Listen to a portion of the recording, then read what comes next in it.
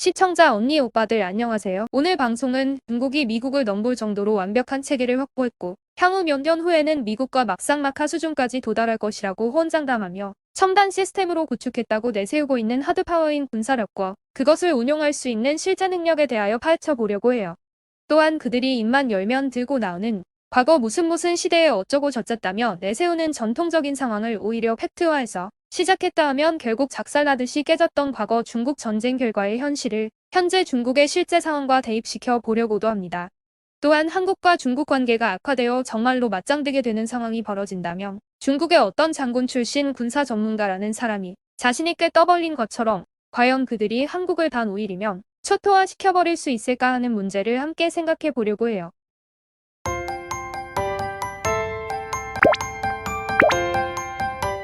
사실 중국 군대의 무장은 실제로 한국과 비교했을 때 화력과 무장 수준에서 우리의 군사력에 비하여 상당히 앞선 하드파워를 가지고 있다는 것이 틀린 말은 아니죠. 하지만 겉으로 보기에 상대방보다 엄청 월등해 보이는 하드파워가 있다고 해서 껍질을 벗겨놓고 실제로 누군가와 맞짱되게 되는 상황이 벌어졌을 때 상대방을 겉으로 보이는 이론적 오세만 가지고 반드시 무너뜨릴 수 있다는 것은 절대 아니거든요. 실례로 과거 미국이 한국군 등 다른 몇 개국 군대까지 동원하여 맞짱 떴던 베트남 전쟁에서 보듯이 당시 베트남은 미국과 전쟁에 관한 한 무엇을 놓고 비교해 보아도 미국을 넘어서는 것은 없었고 현실적으로 베트남은 모든 것에 있어서 미국에 미치지 못한다고 할 수밖에 없었거든요.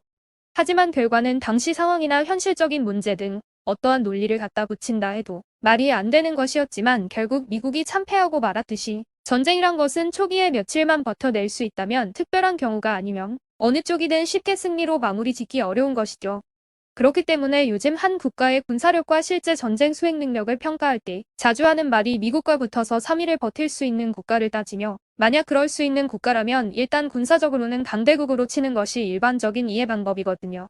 그런데 미국이 자기들과 맞짱 떴을 때 3일 이상을 버틸 수 있는 몇 안 되는 나라들이 한국과 중국이 속한다고 말했던 것처럼 한국은 한국대로, 중국은 중국대로 상호간의 국방 능력에 대하여 함부로 왈가왈부할 수는 없는 입장에 서 있다고 하는 것이 맞는 말인 것 같네요.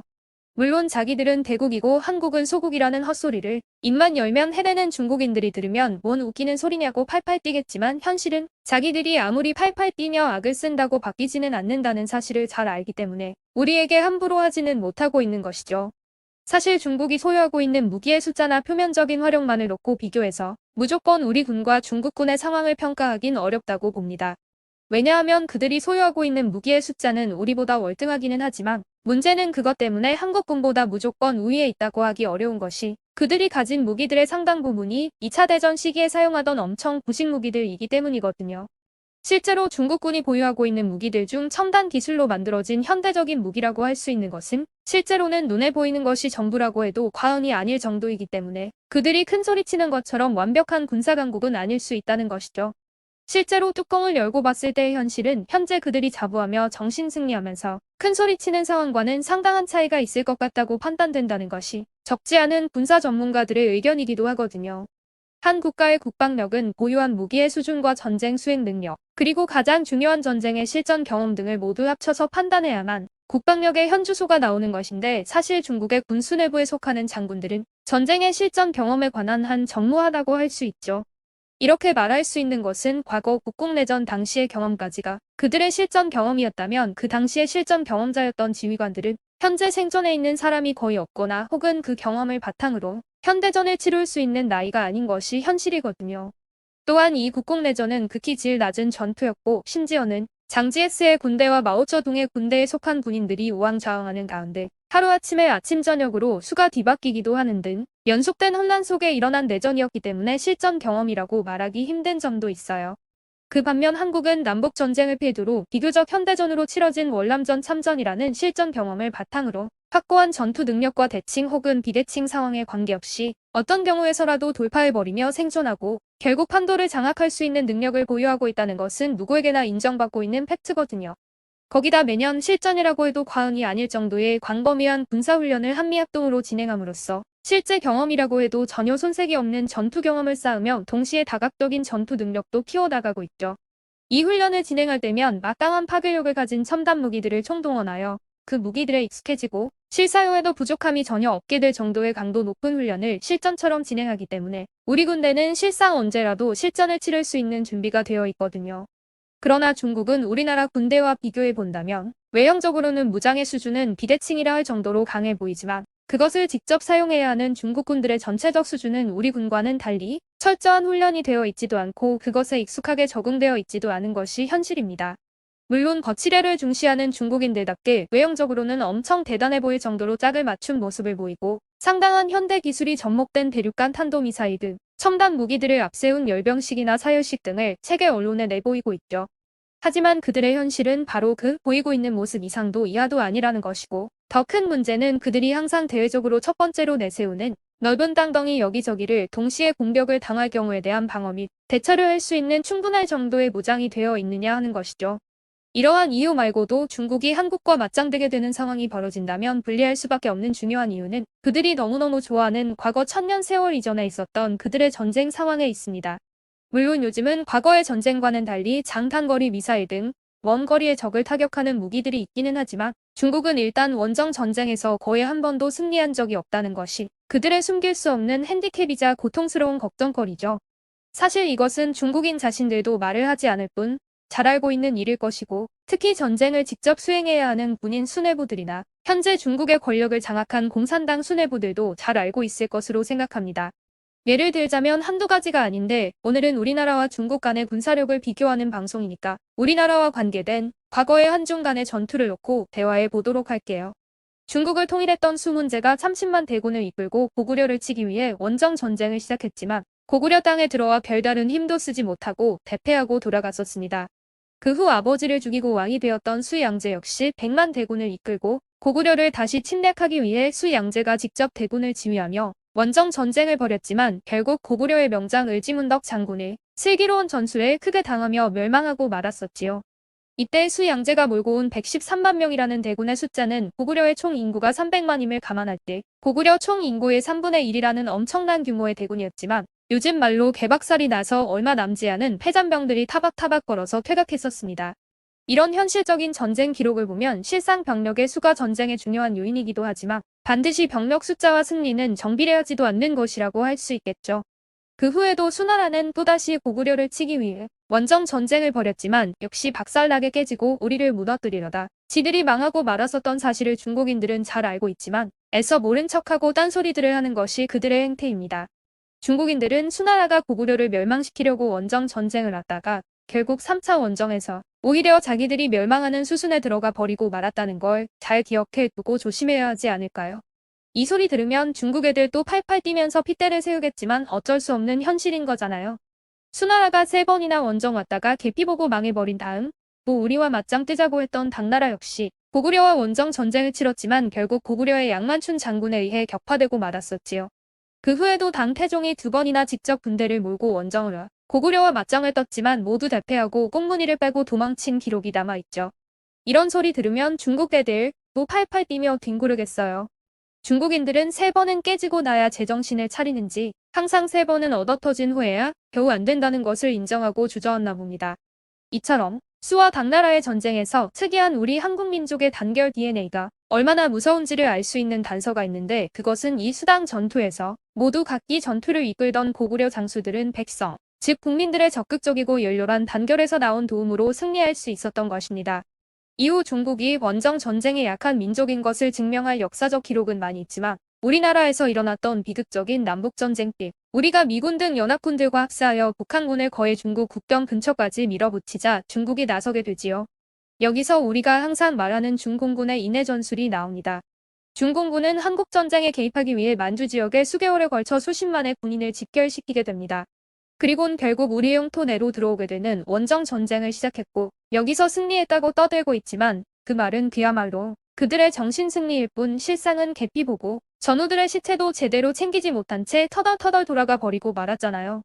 어머 중국 애들 이거 보고 또 바들바들 치를 떨며 대들겠네요.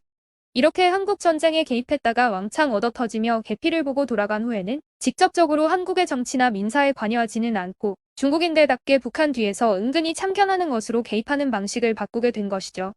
그리고 항상 이겼다고 허세를 부리며 우겨대는 원정 전투가 있는데 그것은 우리나라가 아닌 타이완의 진먼섬 전투인데 중공군은 장지에스가 대만으로 퇴각하여 자리를 잡은 후 1958년 8월 23일에 진먼섬에 포격을 가하며 직접 치고 들어가는 원정 전투를 벌이게 됩니다. 이때 중공군은 한나절이면 진먼섬에 주둔하고 있는 장지에스의 군대를 격파해버리고 해방시킬 수 있다고 자신있게 떠들곤 했었지만 결과는 전혀 달랐었지요. 이런 자신감으로 진먼섬에 들어가 원정 전투를 벌인 중공군은 12월 2일까지 전투를 벌이다 결국 패하고 대륙으로 꽁무니를 빼버렸고 그 후 1979년 닉슨과 마오가 손잡고 국교 수립을 할 때까지 티격태격하며 포격전을 벌이다 흐지부지 끝나버렸죠. 이런 것만 보아도 중국은 일단 원정 가서 하는 싸움질에는 엄청 약하다는 것을 알 수 있습니다. 실제 중국은 원정 전투에서 이긴 적이 거의 전무할 정도로 약한데 이유는 역시 개인의 이기주의적 사고에서 오는 약한 단결력과 절대적으로 희박한 대의를 위한 희생정신일 겁니다. 그리고 이 말은 중국인들보다는 정권을 잡고 있는 시진핑 등 공산정권 실세들이 입에 개거품을 물고 아우성칠 일이긴 한데 이 말 저 말 다 하는 판이니 그들 신경 쓰지 않고 말한다면 그것은 중국의 정치권, 중부 많은 지역 실세들과 재벌 등이 권력 분리와 민족 분열에 대한 욕구를 가지고 호시탐탐 기회를 엿보고 있다는 것이죠. 우리들이 이 말을 들으면 넓은 땅덩이에 서로 다른 여러 민족이 얽혀있는 곳이니 그럴 수도 있겠거니 하고 대수롭지 않게 느낄 수도 있겠지만 현재 중국을 장악하고 있는 시진핑 공산정권은 이 말이 나온다면 핏대를 올리며 온몸을 바들바들 떨면서 근원지를 찾아 아예 말살해 버리려 할 겁니다. 하지만 그들은 이런 현실을 누구보다 잘 알고 있기 때문에 단 한시도 안심하지 못하고 감시하고 색출하기 위해 눈을 부릅뜨고 사방을 둘러보며 그런 상황이 일어날 수 있다는 냄새만 나도 그것이 사실이든 아니든 일단은 철저하게 눌러버리려고 만반의 준비를 하고 있을 것입니다. 사실 중국이란 곳은 원래 지금과 같은 크기의 지역이 모두 하나의 국가였던 것이 아니죠. 실제 중국의 땅덩이는 작지는 않았지만 현재의 3분의 1에도 미치지 못했던 정도였습니다. 나머지 지역은 그들이 하나씩 먹어 들어간 것인데 그렇기 때문에 한족들은 자기들이 먹어버린 지역의 민족들을 한족에 동화시키려고 부단히 노력을 하고 이미 완벽하게 동화되어 한족화되어 있다고 떠들어댑니다. 그러나 최근 들어서 시진핑이 3연속 주석직을 이어가기로 한 후 소수민족 등 한족이 아닌 민족들을 동화시키기 위한 작업에 혈안이 되어 있는 것을 보면 그들의 말과 현실 사이에 상당한 괴리가 있다는 것을 어렵지 않게 확인할 수 있죠. 중국 공산정권은 소수민족들의 고유 언어에 대한 습득과 학교들에서 그들 고유 언어 사용을 허용해 왔었는데 작금 들어 교과서 자체를 모두 중국어로 바꾸어 버리고 일체 소수민족 고유 언어의 사용을 금지해 버렸습니다. 이런 모든 행위에 결정적 역할을 하고 있는 것이 시진핑 정권인데 이런 것을 보면 그들이 분열에 대한 불안이 마음속 깊숙한 곳에 크게 자리 잡고 있다는 것을 알 수 있는 대목입니다. 따라서 만약 중국이 어떤 국가나 지역과 전면전에 들어가 그 기간이 조금만 길어진다면 내분과 함께 정권의 분열과 동시에 지역과 민족 간의 분열이 곳곳에서 발생할 가능성은 거의 100%에 가깝다는 것이 세계 각지의 많은 중국 전문가들의 생각이자 현실인 것이죠. 그렇기 때문에 중국은 한국과 맞짱 뜨는 것은 고사하고 대만을 무력으로 장악하겠다고 떠들어대며 협박에 가까운 소리를 해대고 있는 시진핑 정권이 무력을 시도할 위험성이 완전히 없는 것은 아니지만 실제로 무력을 사용한 대만 흡수는 거의 불가능에 가까울 것이라고 생각해요. 이런저런 이유가 많겠지만 이러한 팩트에 있는 기록만으로도 중국은 한국을 절대로 우습게 볼 수 없고 만약 정말 맞붙게 되는 경우가 생겼을 경우 한국인들의 단결력과 우수한 두뇌에서 나오는 수비 능력에 의해 절대적으로 불리한 입장에 놓이게 될 것이 확실하죠. 또한 현재 우리 방산산업의 무한한 발전과 끝없이 이어지는 공포감을 느낄 정도의 새로운 첨단 무기 제조 기술의 전개, 그리고 KF-21 같은 최상위급 전투기를 완성시키며 강화된 영공수호 능력 등이 현재 상황만으로도 한국의 국방력은 중국에 절대 밀리지 않는다고 볼 수 있지요. 이에 더하여 아직 겉으로 드러나지는 않았지만 준비되고 있을 모종의 첨단 무기들이 우리의 국토와 영공을 충분히 수호할 수 있고 중국의 어떤 침략에도 맞대응할 수 있을 겁니다. 이러한 이유보다도 더 중요한 것은 지치지 않는 끈기와 안 되면 되게 하고 덤벼들면 무조건 맞짱 떠서 질릴 때까지 물고 늘어지며 어떠한 상황에서도 나타나는 무서운 단결력과 앞길이 막히면 지체 없이 다른 길을 찾아 새로운 길을 만들어 밀고 나가는 민족성과 우수한 두뇌에서 나오는 무한한 능력이지요. 세계의 많은 사람들이 중국을 짝퉁 국가와 짝퉁 민족이라고 인식하는 것처럼 그들이 만들어낸 무기들이 여기저기서 찔끔찔끔 모방하고 그나마 겉모양만 그럴싸하게 만들었을 뿐 제대로 베껴내지도 못하여 작동해보면 항상 많은 문제가 생기는 것이 현실이잖아요.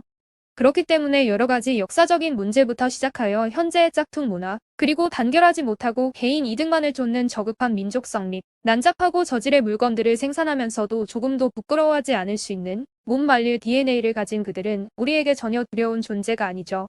물론 현재 중국의 정권을 장악한 시진핑은 이러한 여러 가지 문제들을 가리고 전 세계를 대상으로 옹졸하고 치사한 수법을 써서라도 자신들의 억지 우위를 내세우기 위해 엄청난 자금을 사용하여 제3세계에서 입지를 확보해 가고 있기도 합니다. 하지만 시진핑이 대국 굴기를 앞서가며 떠들어대면서 세상의 모든 국가들을 기만하고 군사력과 돈을 이용하여 세력을 장악하고 굴복시켜 나간다 해도 우리 눈에는 그들의 모든 행위는 지저분하고 가소롭게 보일 뿐 전혀 위협을 느끼지 않고 있잖아요.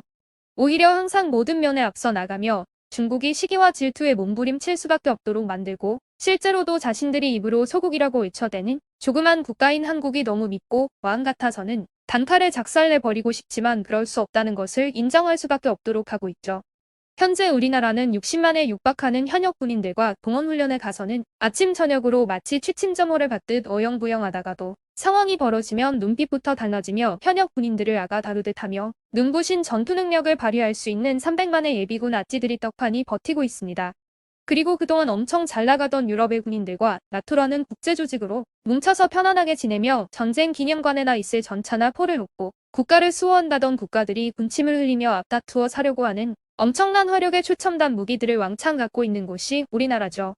무서운 화력의 가성비까지 높은 첨단 무기와 거의 5세대라고 할 수 있는 스텔스 전투기인 KF-21고 이미 양산 과정에 근접한 것은 물론 이제는 위성을 올릴 수 있는 로켓 발사까지 성공했습니다.